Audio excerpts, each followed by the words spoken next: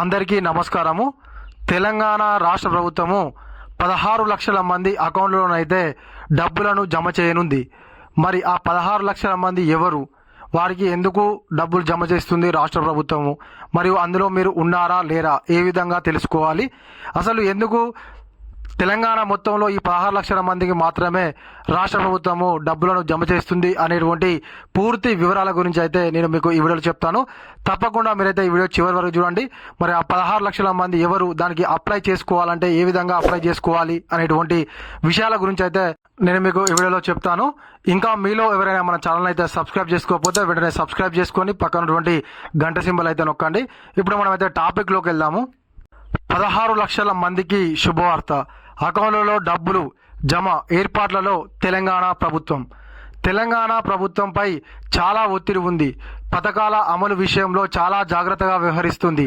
ప్రతిపక్షం ఒత్తిడి పెంచుతుంటే ప్రతి రూపాయిని పోగేసి లబ్ధిదారులకు ఇస్తుంది. తాజాగా 16 లక్షల మందికి మనీ విడుదల చేసేందుకు సిద్ధమవుతుంది. ఆ వివరాల గురించి తెలుసుకుందాం.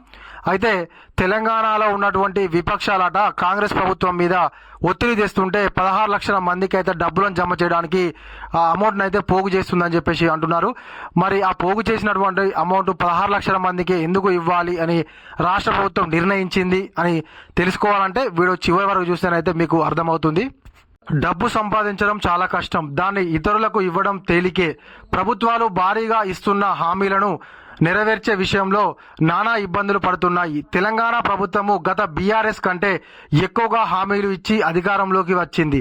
ఇప్పుడు హామీలను అమలు చేయడంలో నానా తిప్పలు పడుతుంది. ప్రధానంగా గత బీఆర్ఎస్ ప్రభుత్వము 7 లక్షల కోట్ల రూపాయల అప్పును కాంగ్రెస్ ప్రభుత్వం నెత్తిన పెట్టడంతో వాటికి వడ్డీలను చెల్లిస్తూ మరోవైపు పథకాలకు డబ్బులను జమ చేయడం అనేది సర్కారుకు పెద్ద సమస్యగా సవాల్గా మారింది. అయినప్పటికీ మినిమము ప్రయత్నిస్తుంది. ఈ క్రమంలోనే 16 లక్షల మందికి ఈ నెల 28న మనీ ఇవ్వబోతున్నట్లుగా తెలిసింది. అయితే ఈ నెల 28నట 16 లక్షల మంది అకౌంట్లోనైతే డబ్బులు జమ చేస్తుంది. మరి ఎంత డబ్బులు జమ చేస్తుంది, దానికి సంబంధించిన అసలు అవసరం ఏముంది అనే దాని గురించి ఇప్పుడు మనం తెలుసుకుందాం. ప్రస్తుతము తెలంగాణ ప్రభుత్వం మెడపై రైతు భరోసా కత్తి వేలాడుతుంది. దీన్ని అమలు చేయకపోతే ప్రభుత్వానికి ప్రజా వ్యతిరేకత భారీగా వ్యక్తమయ్యే పరిస్థితి ఉంది. అవతల విపక్షం ఏదైతే ఉందో ఈ డబ్బులు విడుదల చేయాల్సిందే అని పోరుతో హోరెత్తుతుంది. దాంతో సంక్రాంతి నాడు రైతు భరోసా అమలు కోసం ప్రభుత్వం రెడీ అవుతుంది. ఇందుకోసము రైతుల లెక్కలు తీసి అధ్యయనం చేస్తుంది. ఈ క్రమంలో ఈ పథకం కింద భూమి లేకుండా పొలాల్లో పనిచేస్తున్న రైతు కూలీలకు సంవత్సరానికి 12,000కు సంబంధించినటువంటి దాని పథకం కూడా ప్లాన్ చేస్తున్నట్లుగా తెలుస్తుంది. అయితే అసలు విషయం ఏంటంటే ఈ రైతు భరోసాతో పాటుగా గుంట భూమి లేనటువంటి ఎవరైతే కూలీలు ఉన్నారో, కేవలము వ్యవసాయంలో పనిచేసేటువంటి కూలీలకు రాష్ట్ర ప్రభుత్వం అయితే సంవత్సరానికి 12,000 రూపాయలు ఇస్తామని చెప్పేసి హామీ ఇచ్చింది కదా. అందులో భాగంగానే 16 లక్షల మందిని అయితే సెలెక్ట్ చేసిందట. వాళ్లకు ఈ నెల 28నైతే డబ్బులను జమ చేయనున్నట్లుగా తెలుస్తుంది. మరి ఒకేసారి 12,000 రూపాయలు జమ చేస్తుందా, మరి విడతల వారీగా 6,000 జమ చేస్తుందా అనేది ఇక మనం వేచి ఉండాలి. తెలంగాణలో 70 లక్షల రైతు కుటుంబాలు ఉన్నాయి. ఈ కుటుంబాల్లో అర్హులకు రైతు భరోసా ఇవ్వాల్సి ఉంటుంది. అలాగే 46 లక్షల రైతు కూలీల కుటుంబాలు ఉన్నాయి. అంటే ప్రభుత్వం 46 లక్షల మందికి సంవత్సరానికి 12,000 చొప్పున ఇవ్వాల్సి ఉంటుంది. అయితే ఇక్కడ ఒక ట్విస్ట్ ఉంది. 46 లక్షల మందితో కొంతమందికి భూములు ఉన్నాయి, వారికి రైతు కూలీలుగా పరిగణించరు. అందువల్ల భూమి లేని వారు సుమారుగా 16 లక్షల మంది ఉన్నారని అంచనా. వారికి డిసెంబర్ 28న తొలి విడతగా ప్రభుత్వం 6,000 చొప్పున అకౌంట్లలో జమ చేస్తుందని తెలిపింది.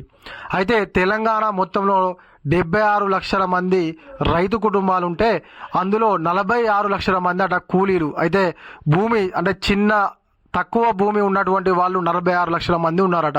అందులోకి వెళ్ళి ఎటువంటి భూమి లేనటువంటి వాళ్ళు 16 లక్షల మంది, అంతమందిని రాష్ట్ర ప్రభుత్వం గుర్తించి వాళ్లకు మొదటి దఫాగా 6,000 రూపాయలనైతే అకౌంట్లలో జమ చేస్తుందట. అంటే 2 విడతలుగానైతే మనకు ఈ యొక్క రైతు కూలీలకు సంబంధించినటువంటి అమౌంట్ను రాష్ట్ర ప్రభుత్వం అయితే జమ చేయనున్నట్లుగా అర్థమవుతుంది.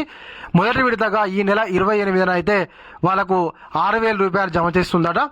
అదేవిధంగా 16 లక్షల మందికి 6,000 చొప్పున ఇవ్వాలంటే దాదాపు 1,000 కోట్లు అవసరమని ప్రభుత్వ వర్గాలు అంచనా వేస్తున్నాయి. ఎవరు రైతు కూలీ అని గుర్తించేందుకు ఉపాధి హామీ గుర్తింపు కార్డును లెక్కలోకి తీసుకుంటుందట. కార్డు ఉండి భూమి లేని వారికి ఈ మనీ ఇస్తారని తెలుస్తుంది. అయితే ప్రభుత్వం ఇంకా గైడ్లైన్స్ విడుదల చేయలేదు. అవి విడుదలయ్యాకే అసలు లబ్ధిదారులు ఎవరు అనేది తెలుస్తుంది. అయితే మనకు ఏదైతే ఉపాధి హామీ కార్డు ఉంది కదా, ఆ కార్డు ఉన్నటువంటి వాళ్ళకైతే రైతు కూలీగా గుర్తిస్తారు. అయితే అందులో ఒక ట్విస్ట్ ఏంది, ఆ కార్డు ఉన్నటువంటి అందరికీ 12,000 రూపాయలు రావు. అందులో కూడా మినిమం అసలు భూమే లేనటువంటి వాళ్ళను గుర్తించి వాళ్లకు మాత్రమే ఈ యొక్క రైతు కూలీ కింద వచ్చేటువంటి లబ్ధి 12,000 రూపాయలను అయితే రాష్ట్ర ప్రభుత్వం ఇవ్వనున్నట్టుగా తెలుస్తుంది మనకు. ఇక రైతు భరోసాకు సంబంధించి జనవరి 14న ఈ పథకాన్ని అధికారికంగా అమలు చేయాలని ప్రభుత్వం ప్లాన్ చేస్తుంది. దీనికి కూడా త్వరలో విధి విధానాలు విడుదల చేయనున్నారు. ఈ పథకం అమలుకి దాదాపు 500 నుంచి 700 కోట్ల రూపాయలు అవసరం అని ప్రభుత్వం అంచనా వేస్తుంది. ఈ డబ్బును పోగేసే పని జరుగుతుంది. అందువల్ల రైతు భరోసా పథకం ఖచ్చితంగా అమలయ్యే అవకాశాలు కనిపిస్తున్నాయి. దీన్ని గ్రాండ్గా అమలు చేసి రైతు భరోసాని ఎగ్గొట్టే కుట్ర జరుగుతుందన్న విపక్షాల ఆరోపణలను చెక్ పెట్టాలని చెప్పేసి రాష్ట్ర ప్రభుత్వం ఆలోచిస్తున్నట్లుగా సమాచారము. అయితే మనకు ఏదైతే కొత్త సంవత్సరం 2025 జనవరి 14 నాడు మనకు రైతు భరోసానైతే అమలు చేయాలని చెప్పేసి రాష్ట్ర ప్రభుత్వం ఆలోచిస్తున్న విషయం మనందరికీ తెలిసిందే. దానికి సంబంధించినటువంటి అమౌంట్ను కూడా రెడీ చేయడానికైతే మనకు భూములను తాకట్టుగా పెట్టి ఐసిఐసిఐ బ్యాంకు దగ్గరనైతే రాష్ట్ర ప్రభుత్వం డబ్బులను తీసుకొస్తున్నట్టుగా మనకు గతంలోనే చెప్పడం జరిగింది. ఆ అమౌంట్ సంక్రాంతి వరకు వచ్చే విధంగానైతే ప్లాన్ చేసుకున్నారని తెలుస్తుంది. కాబట్టి తప్పకుండా సంక్రాంతికి అయితే రైతు భరోసా పథకం అమలు కావడం అయితే ఖాయంగా తెలుస్తుంది మనకు. ఇది మన వీడియో. ఈ వీడియో కనుక మీకు నచ్చినట్లయితే ఒక లైక్ చేయండి, కామెంట్ చేయండి. ఇంకా మీలో ఎవరైనా మన ఛానల్ సబ్స్క్రైబ్ చేసుకోకపోతే వెంటనే సబ్స్క్రైబ్ చేసుకొని పక్కనటువంటి గంట సింబల్ నొక్కండి.